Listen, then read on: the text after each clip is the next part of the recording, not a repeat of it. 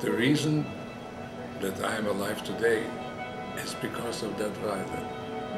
The violin saved my life.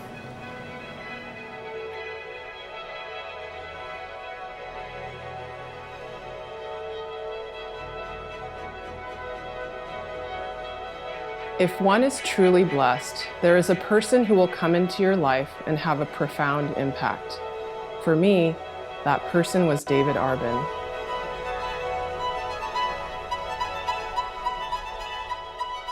I am a violinist and had the great fortune that our paths crossed when I was a teenage student at a music festival in Puerto Rico.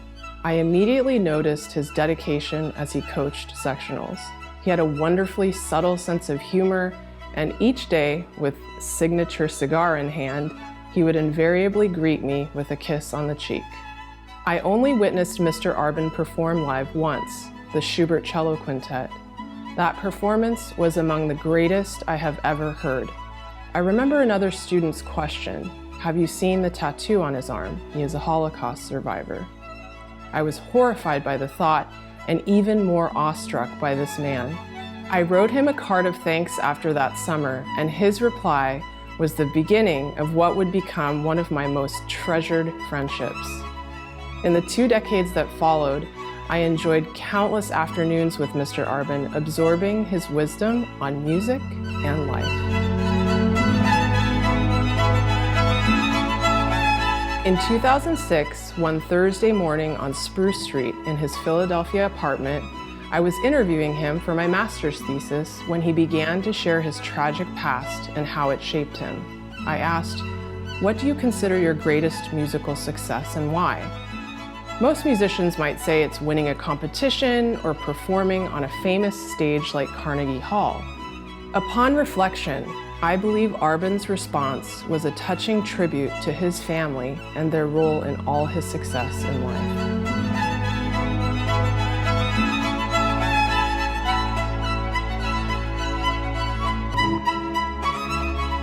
In 2008, at the inaugural season of my chamber festival, Music in May in Santa Cruz, my father and the rest of my family finally met the man I spoke about with such admiration.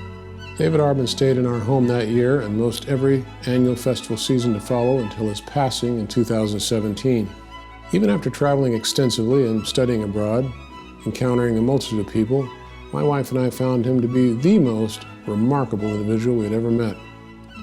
Having personally resided and worked in Israel and with a long-standing interest in the history of World War II, I had many questions about Mr. Arbin's detention in 7 Nazi camps, narrow escapes, immigration to America, his appreciation of freedom, love of music, and life's beauty. This eventually amounted to hundreds of hours of recorded conversations. Though not our initial intent, as he aged, we felt a heart's desire to write his life story, paying tribute to him and his family, all lost in the Holocaust. Thanksgiving of 2014 marked a beginning of the earnest focus to put quotes together and write a biography with every intention of handing Mr. Arbin the final version. Though he never received a completed manuscript, he read preliminary drafts. What kept us pressing forward once again, even after his passing, were his impactful words. In a voicemail, David spoke warmly. "Thank you for depicting my life very beautifully and accurately." Our presentation's combination of readings from each chapter in his biography, music, and visual images will allow you to experience from multiple dimensions the extraordinary timeline, what we call David Arbin's life of miracles and successes.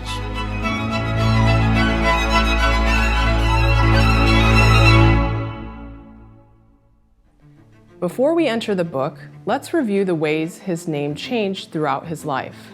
Tracking his movement on a map, he was born in Poland, came to be detained in Germany during World War II, spent time in Switzerland following the war, and eventually landed in the United States.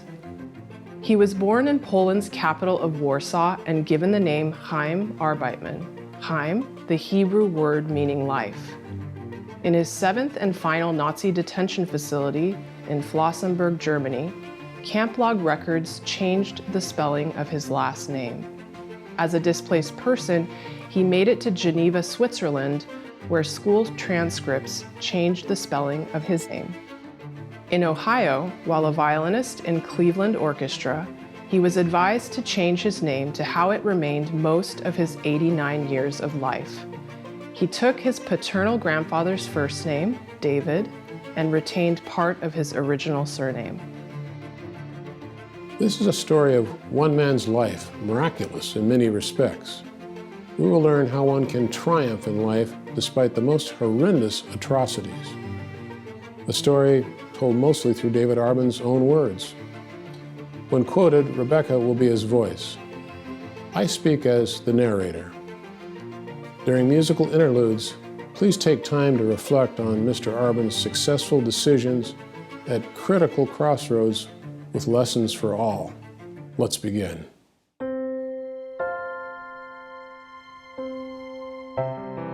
Chaim was born August 13, 1927 in Warsaw. His father, Abraham, worked demanding hours in Poland's capital as a tailor. Abraham strove for excellence and developed a method to cut stripes without wasting fabric that met in perfect alignment at the suit's lapel seam. After work, he walked home, a 4-story building located at Wilinska number 9. There, Chaim, older brother Israel, and younger sister Zisla took up their perch, noses plastered to a full-length window at the front of their apartment. This frigid pane was covered in ice during winter. As a nightly ritual, his children watched intently for whom they expected. On their coal-fired stove, Chaim's mother, Chaya, cooked the evening meal. My mother baked everything. She made the best cakes and the best cookies. I never tasted an apple strudel, apple cake, or anything from a bakery as tasty as my mother's. Maybe because it was my mother, or maybe it had to do with love. His brother Israel was the brain of the family, most often with a book in hand. Chaim and his sister Zisla adored each other, almost always together. He called her his baby, his heart, his love. Abraham, communicating with the 3 children, didn't talk down to them. Always, no matter what age, we were treated as equals. He told us, nobody can hurt you, nobody can harm you. You're too important. Even though someone might kill you, nobody could destroy you. When bad times come along, you are a much better fighter to survive. Both parents told all the children they were loved. They were special. They were everything good. Chaim realized later in life, this is an upbringing of great wealth. It was a beautiful life. I used to look forward to Passover Seder. The whole family was together at a big table. The participation created such unity and love. It was fantastic. We regretted to see it end, and it was the same for every holiday.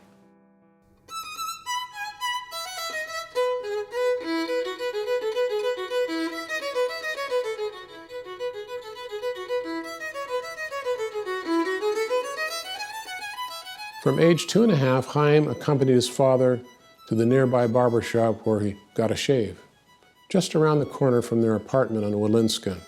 There were 3 barbers and a violin with bow hanging on the wall.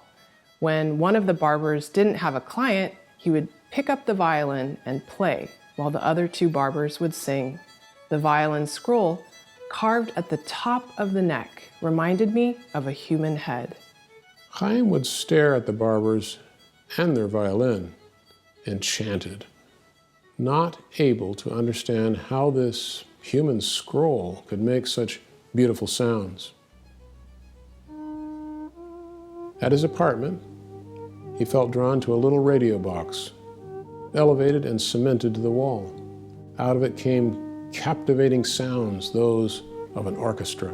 I took a tall chair and climbed up to look inside, trying to uncover how it could possibly contain all those musicians.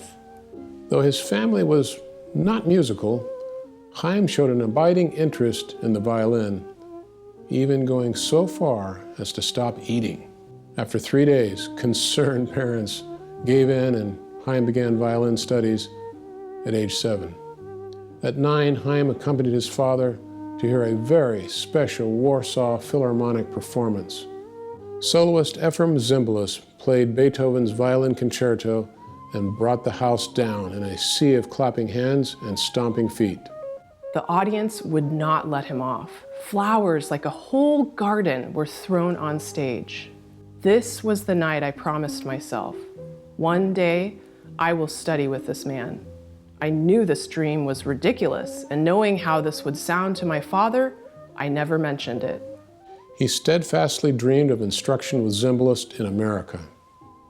After only 5 years of study in Warsaw, Chaim was preparing for his solo debut with Warsaw Philharmonic, but tragedy struck.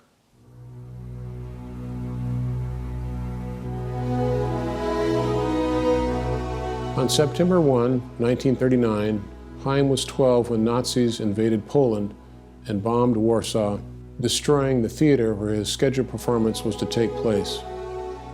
A year later, the ghetto had been walled off with gate closure on November 15.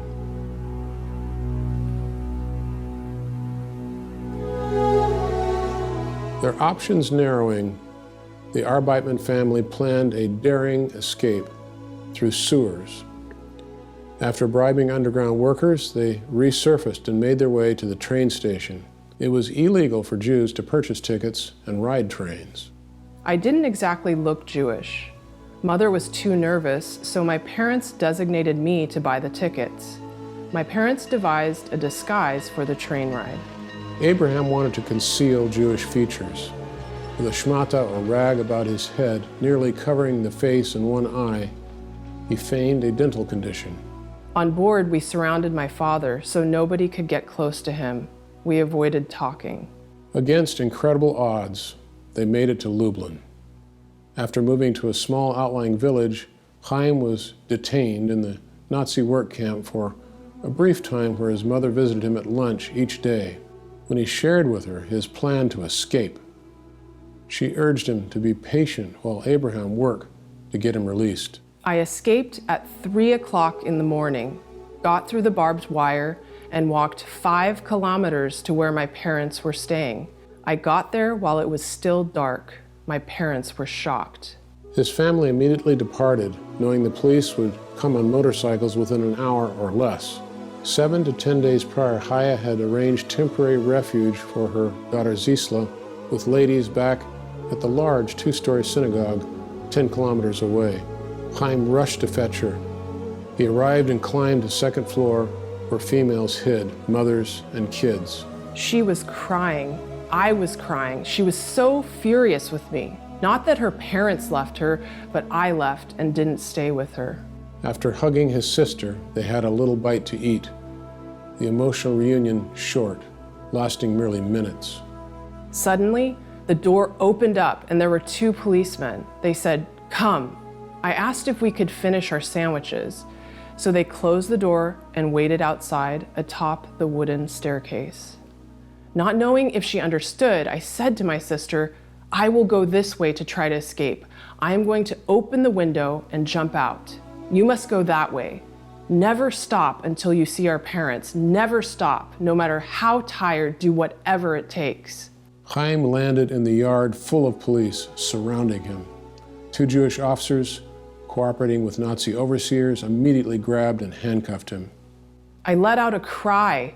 This was my first time getting handcuffed at 13, but only bad people were arrested.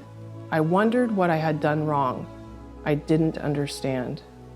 By force, Chaim returned to confinement at another nearby camp, still Lissachau.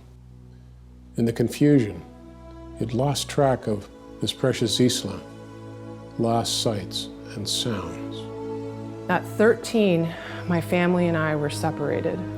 We had tried to run away, to hide. I never saw my family again. I had a younger sister, parents, grandparents, uncles, and aunts. Tragedy happened. we were all sent to different concentration camps where my entire family was murdered.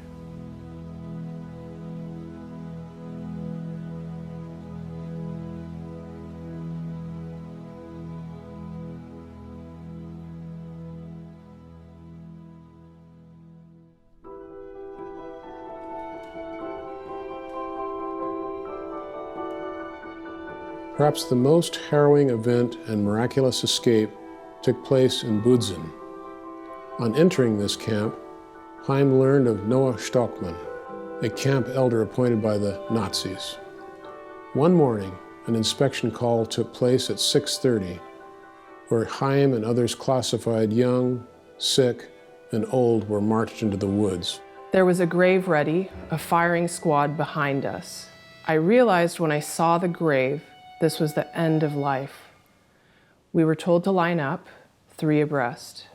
We had to put clothing, if we had any, on the side. I took off my pants and shoes, laces tied together. I knew at one particular moment that the next bullet will be for me. It was such a horrible feeling.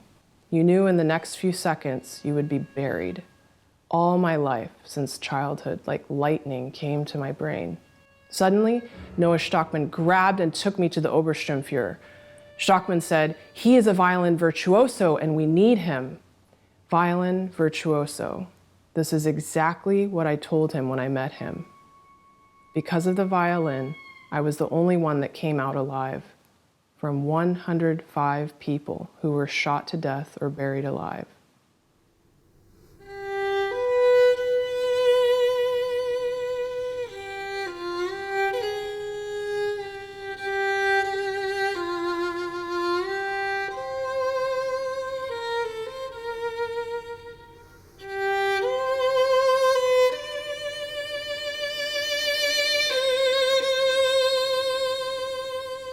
Even at the worst times in some concentration camps, occasionally there was music.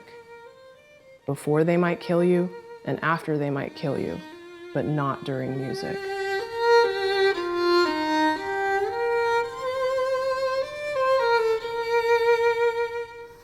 With approaching Allies and the end of World War II, preparations were made by those in charge of Flossenbürg concentration camp to move as many prisoners as possible by train to Dachau to destroy evidence of war crimes and atrocities.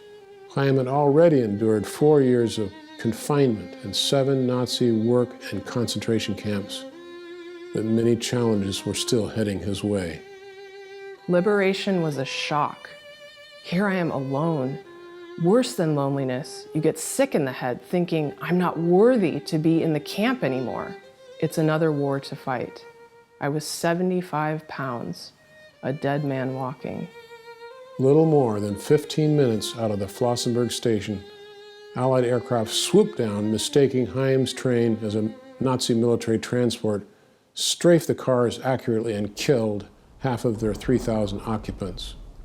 He exited a now disabled train amidst screams of the wounded and orders shouted in German. Nazi soldiers initially herded surviving prisoners on a so-called death march. With the approach of Allied forces, some Germans dropped their weapons and fled. A group of younger persons had stuck together amidst all the chaos. You saw the leaders being born. To me, there was no need for a leader. You should go according to your senses. All I had was my instinct, and it told me if the enemy goes there, do the opposite. Chaim recalled a clear area they passed around 1 kilometer before stopping. They wanted to go the same direction the Nazis were going. I said no. Soon, I was by myself. Shortly after the others pushed on, a bombardment commenced. I backed into a big tree, so if bullets flew, I might have a better chance. The bombardment lasted 2 hours. Cautiously, he began moving again, a bit slowly at first. The others hadn't gotten far. He came upon their bodies, those young people who didn't attend to his counsel. His instinct for life guided a course from unseen danger to safety at the moment he most needed it.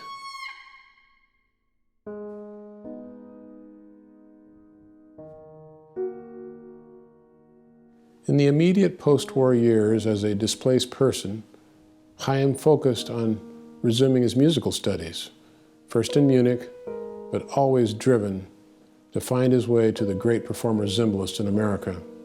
As soon as possible, Chaim obtained a violin and joined the ex-concentration camp orchestra. On May 7, 1946, came a special honor. The 15 musicians were invited to give a concert at the Opera House for a group of international judges at the Nuremberg trial. As on-stage scenery, barbed wire, and 2 large Stars of David served as backdrop to concentration camp uniforms worn by musicians. A couple of years later, Leonard Bernstein visited the American occupation zone of Germany and inquired about surviving Jewish musicians. He then first met Chaim, collaborated with him, and other members of the ex-concentration camp orchestra.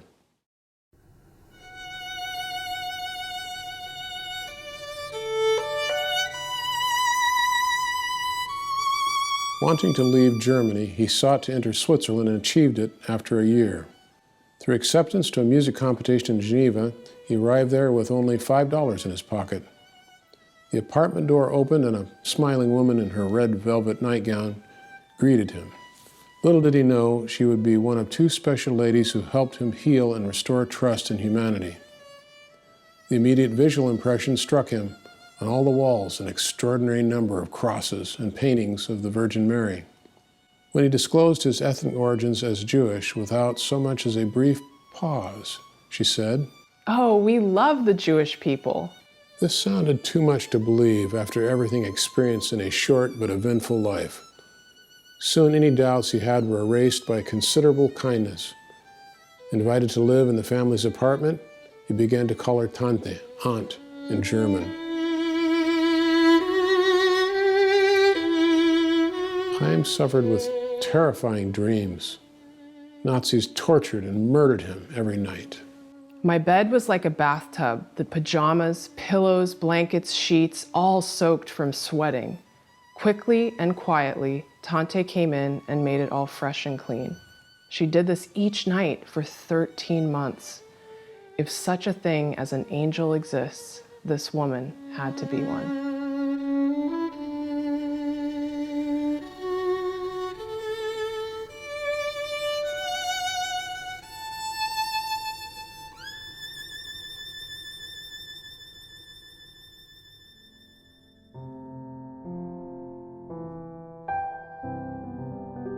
While in Switzerland, Chaim learned that Zimbalist taught in Philadelphia.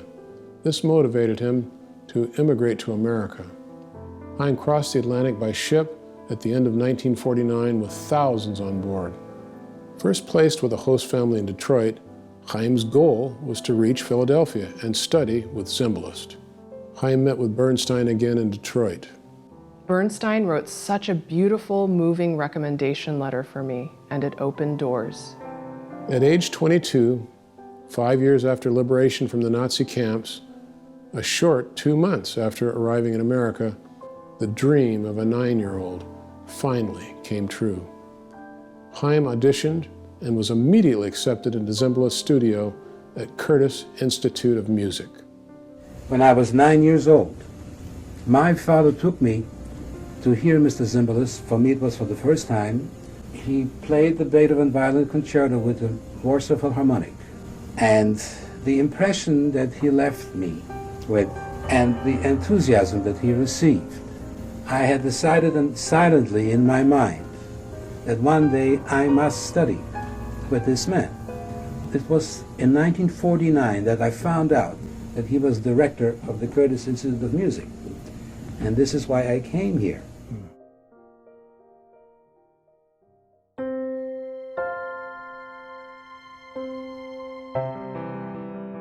While studying in music school, Arben reflected.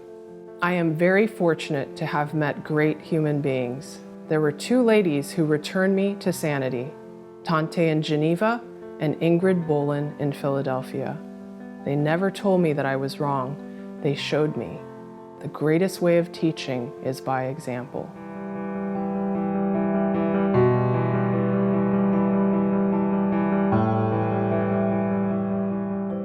Haim worked 1 season in Detroit and 4 seasons in Cleveland. In Cleveland, conductor Zell and concertmaster Gingold recommended he change his name. From that point forward, he was known as David Arbin. There was a significant performance while Cleveland was on tour that Arbin spoke of often. During the performance of the Pastoral, Beethoven's Sixth Symphony, the whole orchestra had chills. This happens once in a lifetime. Conductor Zell said he had had a vision for 39 years of how that symphony should sound. This was the night it came to life. Music is just incredible, the most powerful thing in the world, more powerful than any bomb.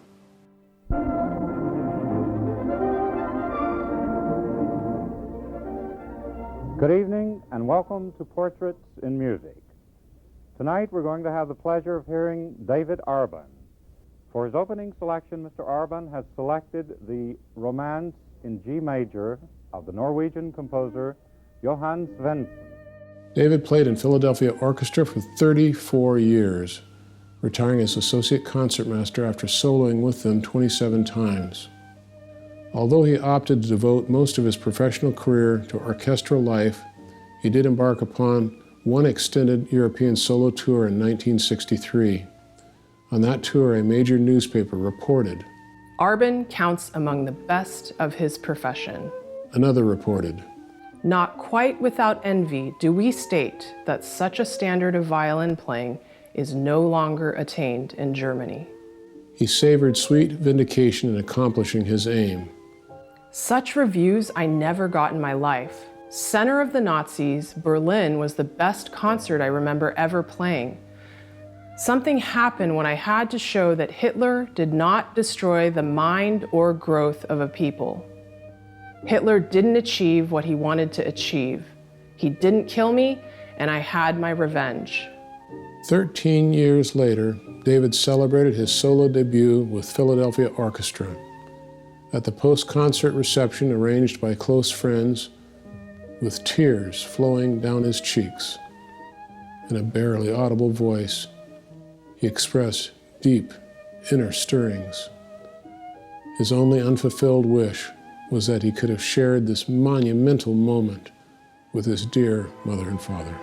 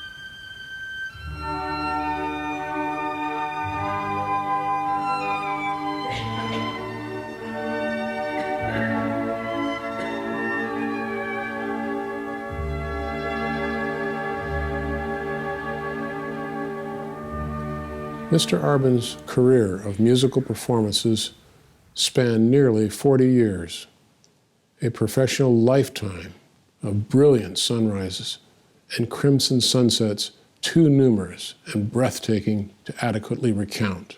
Life has been full, a great and fabulous life. I consider myself to be very fortunate to have been able to create a life of harmony, joy, and wonderful friendships. 4 years after David Arban's retirement, Philadelphia Orchestra paid their first visit to Poland, playing in Warsaw where their former colleague was born.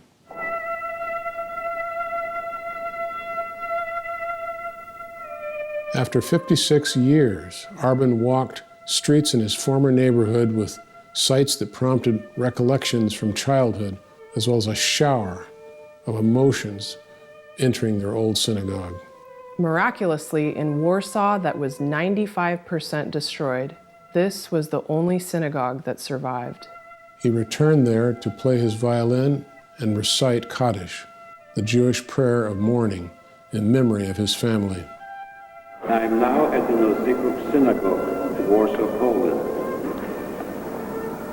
I would like to thank my dear friends of the Philadelphia Orchestra for being with me today to share the memory of my family.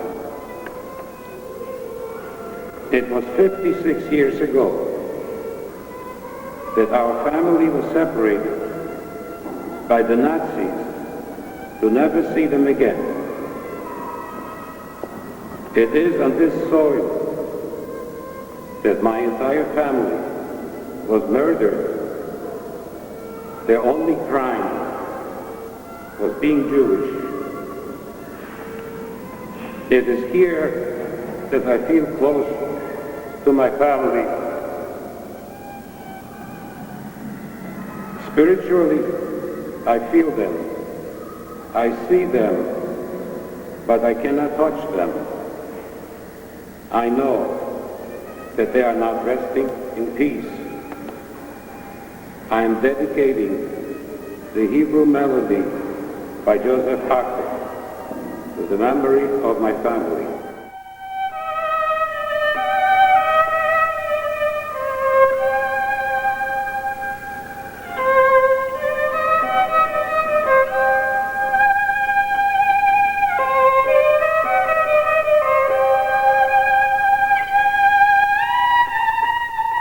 Heavy memories are everywhere I look. They cling to me.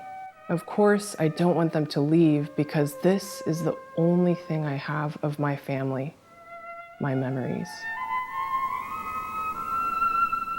David came to the end of his one and only return to a land where he had spent the precious handful of years with his father Abraham, mother Chaya, brother Israel, and sister Zisla. A legacy for the parents and siblings he lost. Arban had an abiding wish. I hope humanity can find some kind of greater tolerance towards others. I have spoken to uniformed cadets on annual trips to Germany. I mentioned the word hate. Anyone who hates does not like themselves. It's such an ugly word. It should be taken out of the dictionary. I know what hate is capable of, and I like myself too much to hate. Life is my specialty. Yes. I'm in love with life. That's fantastic. Freedom to breathe, freedom to talk, freedom to stand up, freedom to walk, freedom to move. I cherish this kind of freedom because I know the opposite. I will always cherish the gift of Mr. Arban in my life and all the lessons he taught me, which went far beyond music. Our path to writing his biography began with that serendipitous question: what are your greatest musical successes and why? After the war, he described the violin becoming his family. When listening to his playing, I hear something indescribable. Although he is no longer with us, his life continues through the gift of music that he has passed on to many students, including me.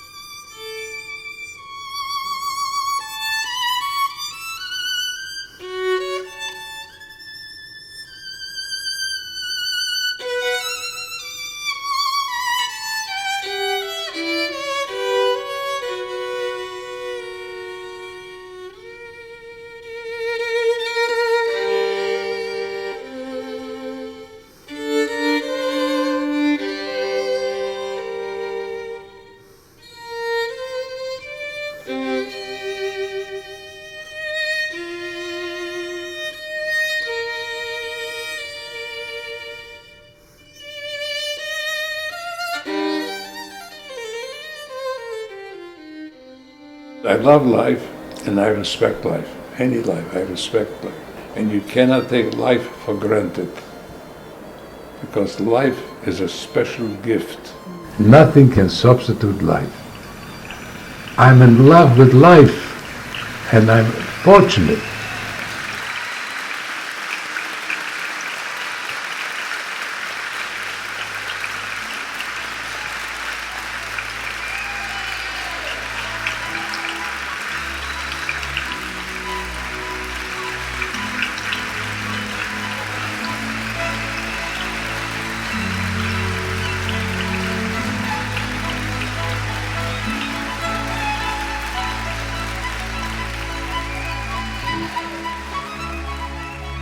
My violin was good to me. Music was good to me. It still is, always will be. The world is so beautiful. I don't want to leave it. Every day is a gift. I experienced life in music. Music is life.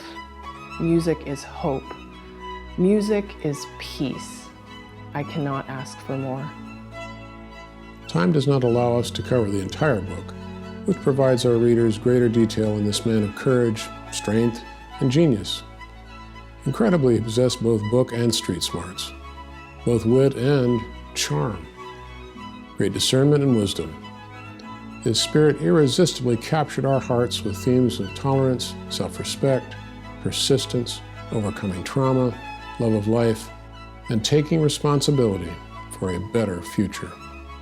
Mr. Arbin attributed his miraculous escapes and impressive successes to two things: the love of his family and the violin. As Mr. Arbin's father said, one day the world will know his children.